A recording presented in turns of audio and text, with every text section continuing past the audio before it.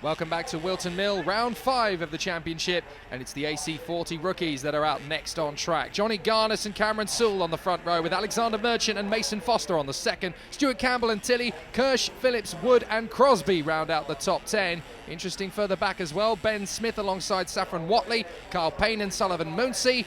It's going to be an interesting one all the way through the field here. 17 riders, a few new faces, and a great charge to the first corner in progress. Johnny Garnis, look at him, he's already surged forward as we go through Oblivion and Crook for the first time. This is Garnis's rear-facing camera. This is an incredible shot, and you can just see the heat haze flying off the exhaust as we dash down Manuel's Bank into Christmas for the first time. Garnis is away and clear. Amazing pace on the first part of the lap. Look at the lead, that's incredible. Cameron Sewell there's no slouch, he's in third place, and that is the 95 up there. Charlie Tilley in second, Cameron Sewell third, the championship leader there in fourth. He's being challenged on the outside but manages to hold on. That's through Parker, down here to Chapman. Charlie Tilley having a nosebleed, he's that far up the field. 88 Mason Foster doing well as well, he's in the mix. The rest of the bikes go through the shop, pick out your favourite riders. Good overtaking move there into Chapman from Saffron Watley as well. She got a good run off of Parker and managed to get the move stuck. Look at this scrap for second position. Garnis is disappearing and these three are left to scrap over the rest of the spoils. He's got nearly the length of the whole straight after the first lap. That is absolutely stunning. Absolutely amazing. Here's a look at some of the slow motion there going through the first lap. That's Charlie Tilley.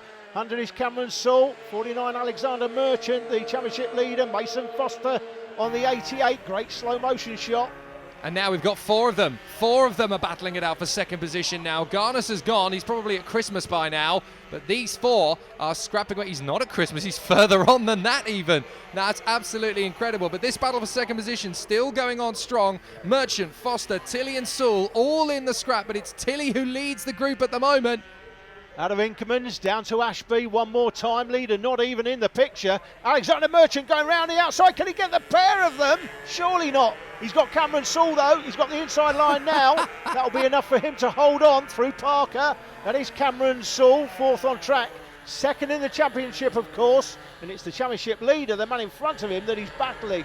So he'll want to get that place back. That was a sweet move by Merchant, though, going through Ashby. He really nailed it on the outside. He used the runoff area to good cause. Didn't get too much power off the corner, but if he pushed it too hard, he's got an opportunity to go for second in the final turn, and he's got him. Absolutely beautiful move there on Charlie Tilley, and Merchant goes from fourth to second in one lap, but Tilley's coming back, and he's through again, past him into Oblivion. He's going to try and get the door shut through Crook. No, he doesn't. Merchant gets him back. Absolutely cracking scrap. Brilliant fighting there, Charlie Tilley. He is right on it. Alexander Merchant picked out the championship leader. Can Tilley come around the outside at Christmas? No, he can't do what Merchant did in Ashby. Oh, and Merchant's made use of the traffic. And look at that, Jake. Immediately pulls a good 50 metres. That's Foster! And Mason Foster, fourth to second out of Christmas corner. Well, second in this little battle, absolutely right. How on earth did he find that space? He goes from 5th on the road to 3rd overall. Absolutely amazing. That is a fantastic little manoeuvre he's pulled off there. So Garner's still out in front, Merchant in second place, and now Mason Foster was 4th in the queue for that scrap for second position, and now he's up to 3rd. Just absolutely incredible. Absolutely amazing as we have a look at some of the other riders in the field. Lots of new riders in the championship joined us this weekend. 17 on the grid, that's the biggest grid this year so far. There is Foster getting his head down. Charlie Tilley, impressed with Charlie this weekend, and Cameron Sewell not having his best weekend. He would have wanted to have finished in front of Alexander Merchant. That's not going to happen now. Merchant with too much of a lead, but Merchant going to come under pressure from Mason Foster sometime soon, and Tilley's under pressure now from Cameron Sewell to come left-handed down through the right-hander here at Inkermans. Doesn't look like this battle is over, and then behind them, of course, there's a bit of a scrap going on for 6th position. Taylor Stuart Campbell, I think it is, that's holding that position on the 97. And that's going to be an interesting fight. There's Sullivan Mounsey. He's one of the new riders to the championship this time. Oh, he's lost it! Oh, what a shame. He just drops it into Crook. Now, he's still got plenty of time to get back on the bike, but, well, it's a character-building first round in the cool FAB-Racing Championship for Sullivan Mounsey. That's such a shame. Yeah, nice to see him bounce straight back up, though. Needs to get back on the bike to score points, of course. You've got to finish in the top 15 places to get a championship point. If you don't finish, the dynamic in this championship is if you're outside the top 15 or you DNF, you don't score any championship points. So, got to get back on the bike. Yellow flag waving, of course. That's Alexander Merchant, so he's obviously not back on the bike yet. He's getting some assistance there. Can he get it going again? And the requirement as well is even if you're classified 15th but you don't cross the finish line, you're not eligible for points. You have to cross the finish line.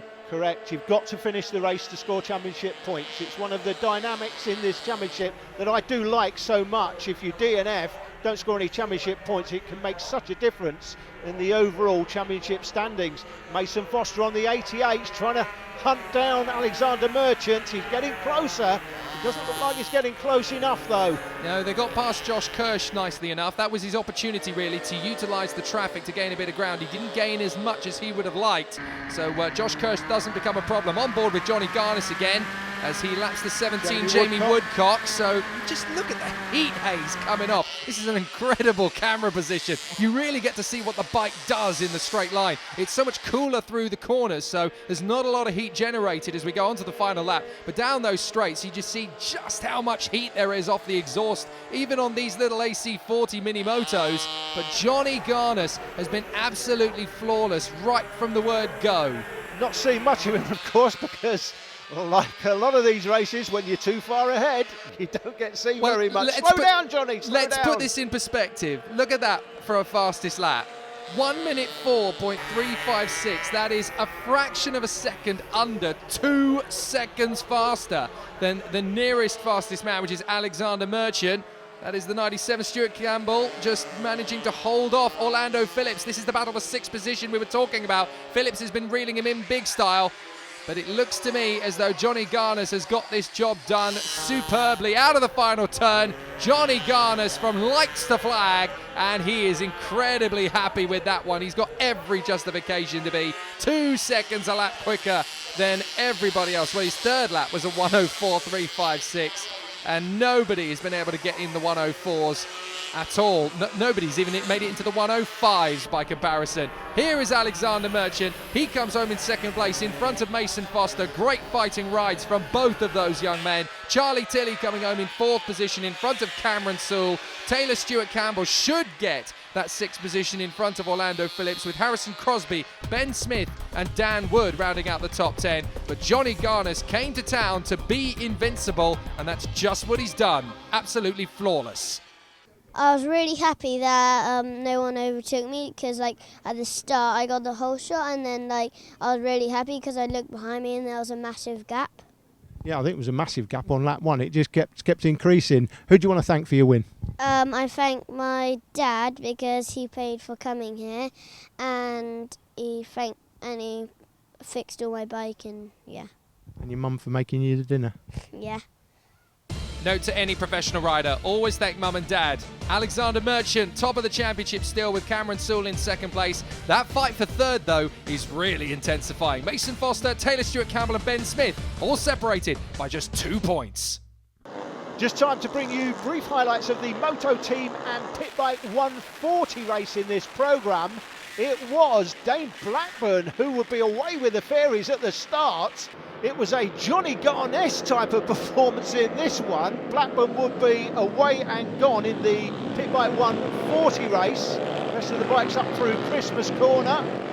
Abs Thomas making an appearance this weekend and running well. Looks like she's through to second place down the inside. I think that's George Hopper she's just passed, and that's Sean Whittaker to the right there. Hopper holds on to third. And Abs Thomas has actually got written on the back of her overalls, I've noticed, the word cheers as she passes every rider she overtakes. She's obviously giving a cheeky little thank you for the memories, boys. Up into second position she's gone. Great riding through the field as Sean Whittaker tries to take on George Hopper. But once again in Moto Team and Pitbike 140, the races became about reading the traffic. Sam Clowes was the man who did all the hard work in Moto Team. and Dane Blackburn left these two, Abs Thomas and Sean Whittaker, to fight over the scraps for the podium in Pit Bike 140. Abs Thomas fighting all the way to the death, but managing to secure that second position in front of Sean Whittaker in fantastic start of the checkered flag. But Dane Blackburn, the Pit Bike 140 race winner, ahead of Abs Thomas and Sean Whittaker. In Moto Team, once again, business as usual for Sam Clowes, who managed to romp home to victory with a 55.109. And to make the win all the sweeter, he was waved home by his sister. Tony Campana Sr. and Steve Ball, second and third position. You can catch all the action from that race on the FAB-Racing YouTube channel, by the way. Commentator Tom Brooks will take you through all of that. In Mini F1 sidecars, it was business as usual at Whilton Mill from Team Williams, taking the victory in front of Stainer Racing after their scrap with Big Girl Racing. Plenty more action from FAB-Racing here at Whilton Mill after the break. Don't go away.